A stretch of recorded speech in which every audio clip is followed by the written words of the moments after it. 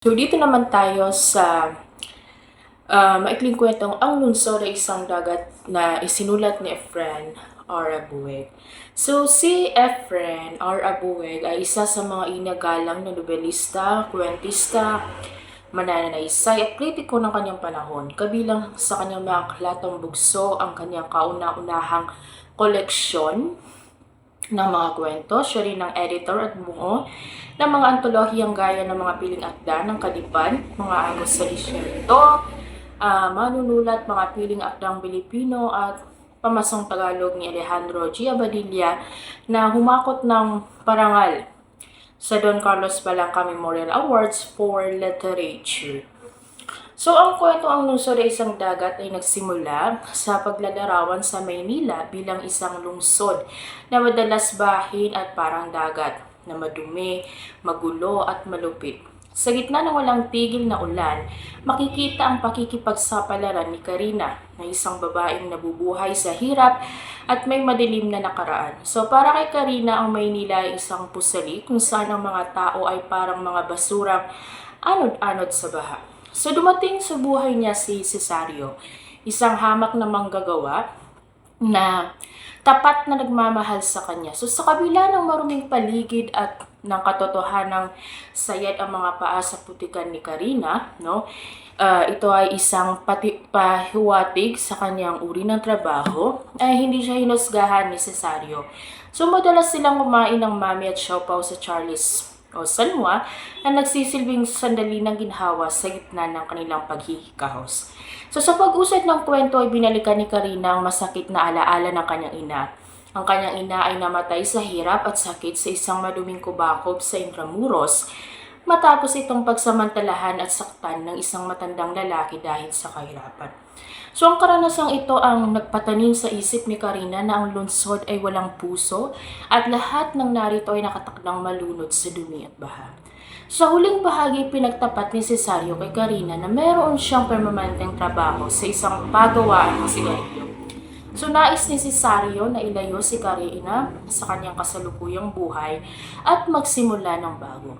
Sa una ay nag-aalinlangan si Karina dahil sa kanyang nakaraan at sa takot na baka muling mabigo, ngunit sa huli ay napagtanto niya ang katapatan ni Cesario habang sila ay naglalakad at lumulusong sa baha na hanggang hita ang lalim. Naramdaman ni Karina na hindi na siya isang yagit na anurin lamang ng tubig. Sa piling ni Cesario, nakakita siya ng timbulang kahoy, isang bagay na kakapitan upang hindi siya tuluyang malunod sa malupit na dagat ng lungsod. So, ang mga katauhan sa kwentong ito ay si Karina. Siya yung babaeng biktima ng kahirapan at pagkakataon. Ang kanyang pagkatao ay nabuo sa dilim ng mga eskinita at sa loob ng mga kubakob. So kinakatawan niya ang mga taong nawalan ng pag-asa ngunit pilit na kumakapit sa anumang timbulang kahoy na darating. Nandito rin si Cesario, isang lalaking may matatag na pananaw sa kabila ng dumi ng lungsod. Siya ang nagsisibing pag-asa ni Karina sa kabila ng pagiging piyon at kargador na natili siyang marangal at nagmamahal ng tapat. Ang pangunahing suliranin ng kwento ay nakatuon sa pakikipagbuno ng mga dukha sa malupit at mapang-aliping sistema ng lungsod na inihahalin tulad sa isang damuhalang dagat na lumalamon sa dangal at pag-asa ng tao. So naharap si Karina sa matinding crisis sa sarili kung saan ang kanyang madilim na nakaraan at ang sinapit na trahedya ng kanyang ina ay nagsisilbing tanikala na pumipigil sa kanya upang maniwala sa posibilidad ng pagbabago. So ang tema ng kwentong ito ay umiikot sa pagsusumikap na mapanatiling marangal at buhay sa gitna ng isang lipunang tila basurahan at walang pagkakaisa. So pinapakita rito na sa kabila ng dumi, baha at kawalan ng katarungan, ang tapat na pag-ibig at pagdamay ng kapwa ay nagsisilbing timbulang kahoy na tanging makapagliligtas sa isang taong nalulunod sa kawalan ng pag-asa. Sa huli, binibigyan diin ng kwento na ang kaligtasan mula sa dagat ng kahirapan ay hindi lamang nakadepende sa material na bagay kundi sa lakas ng loob na kumapit sa isang bagong simula kasama ang mga taong tunay na nagmamalasakit. So kakikitaan natin ang kwento ng mga simbolo. Una ay ang baha, no? Yung sanito yung kawalan ng direksyon at ang pagkalunod ng moralidad at pangarap. Yung mami at siopaw sa Charlie's naman, sumisimbolo ito sa simpleng ligaya at katiting na ginhawa sa gitna ng paghihikaos. Timbulang kahoy, no, sa dulo ng kwento, ito yung naging simbolo ni Cesario para kay Karina, isang bagay na kakapitan upang hindi tuluyang lumubog. So, ang mga teoryang pampanitikan na masusuri natin sa kwentong ito, nandito ang realismo, no? Saan pinapakita ng kwento na ang buhay sa lungsod ng walang pagtatangi o pagpapaganda. Inilalarawan nito ang hubad na katotohanan ng kahirapan, ang amoy ng basura, ang dumi ng baha at ang kawalan ng katarungan sa lipunan. Ang naturalismo, no, ipinapakita nito na ang tao ay produkto ng kanyang kapaligiran. Ang pagkatao ni Karina at ang sinapit ng kanyang ina ay idinikta ng malupit na kondisyon ng Maynila. Existentialismo, makikita ito sa desisyon ni Karina sa dulo, ang pagpili niyang kumapit kay Cesario upang bigyan ng bagong kahulugan at direksyon ang kanyang sariling buhay sa gitna ng isang mundong tila walang saysay. Dito naman tayo sa kwentong Makina ni Dominador Mirasol. So, si Dominador Mirasol o kilala bilang Ka-Doming ay isang manunulat na Pilipino na nakatira sa ibang bansa. Siya rin ang sumulat ng sikat na ginto ng Kayumangging Lupa na nagkamit ng karangalan noong 1964 sa Palaka Awards. Nakipit niya ang unang karangalan sa kategoryang maikling kwento sa kanyang akdang Mga Aso sa Lagarin. So, ang kwentong Makina, no? Si Alipio ay isang matapat na manggagawa sa isang malaking imprenta. Ang kanyang trabaho ay pagtunaw ng tingga para sa paglilimbag na isang gawaing napakainit, puno ng nakakalasong singaw at pisikal na nakakapagod. Sa kabila nito, tiniis niya ito sa loob ng 7 taon upang maitaguyod ang asawa at 3 anak. So, nung una, mahal ni Alipio ang kanyang trabaho. Itinuturing pa niyang kaibigan ang damuhalang makina ng imprenta, ngunit unti-unti niyang nararamdaman ang paghina ng kanyang katawan.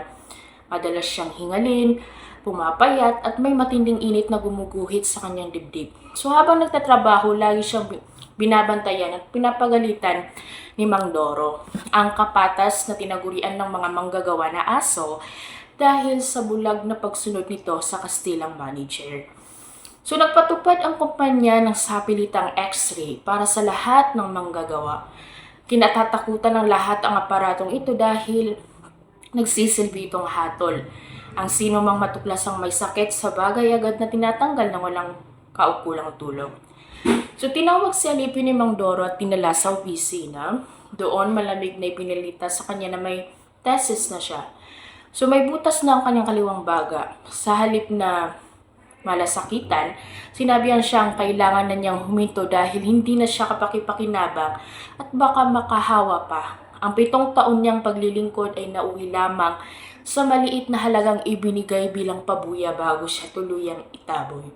So dahil sa tindi ng sama ng loob, kawalan ng pag-asa at bisikal na sakit, naglilim ang paningin ni Alipio.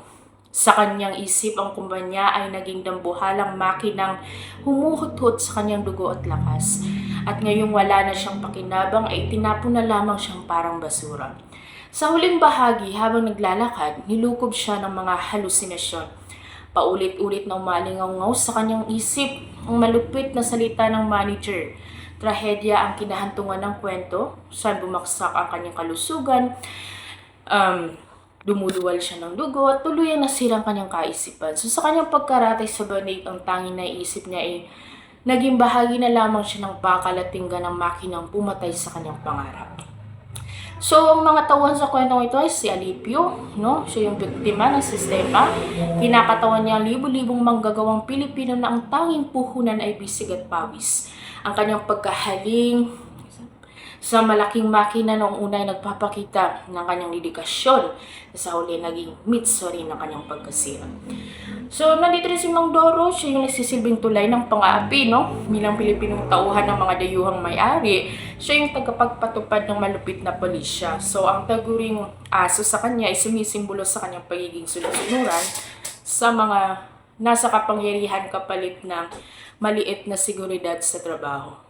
Ang suliranin ng kwento ay umiikot sa mapait na sinapit ni Alipio matapos siyang magkasakit ng tesis dahil sa nakalalasong usok ng tinggas sa loob ng 7 taong pagtatrabaho sa imprenta. So sa halip na tulong medikal ang matanggap, ang dambuhalang kumpanya na kanyang pinaglilingkuran ay agad siyang tinanggal sa tungkulin matapos lumabas ang resulta ng kanyang x-ray.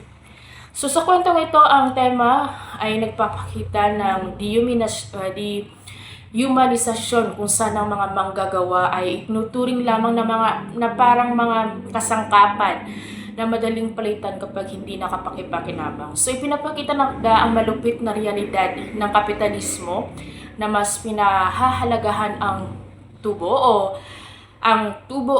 produksyon kaysa sa dignidad at buhay ng mga maralita. So ang kabuuan ng kwento ay nagsisilbing isang masidhing protesta laban sa sistemang humuhot-hot sa lakas ng tao at pagkatapos ay tinatapon na parang basura sa gilid ng lansangan.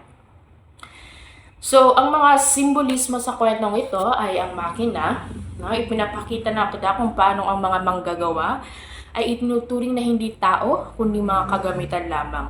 No, hanggat maayos ang takbo, sila ay pakinabang, kapag nagkaroon ng diferensya, sila ay tinatapon. Ang x-ray sa kwento ay hindi instrumento ng kalusugan kundi instrumento ng paghatol para sa mga manggagawa. Ang x-ray nagpapasya kung sino ang mananatili at sino ang nagugutom. Ito ang makabagong teknolohiyang ginagamit ng may-ari upang linisin ang kanilang hanay mula sa mga sirang manggagawa. So, sa kwentong ito, ang teoryang pampanitikan na ginamit ay ang Marxismo, no? Ito ang pinakamatingkad na teorya sa akda. Yung pinapakita nito ang tunggalian sa pagitan ng manggagawa, no, ng proletariat at ng kapitalista. Binibigyan din dito kung paano ang tao ay tinuturing na kalakal o kagamitan lamang na may presyo at kung paano ang sistema ay nakapagpapayaman sa may-ari habang nagpapahirap sa manggagawa. Kikita rin dito ang realismo, no, na sumasalamin sa buhay. Sumasalamin sa tunay na kalagayan ng lipunan. Hindi neto tinatago ang maruming realidad ng mga pagawaan, ang init yung laso ng tingga, at ang kawalan ng katarungan. Layunin netong ipakita ang mundo kung ano talaga ito, nang walang halong pampaganda.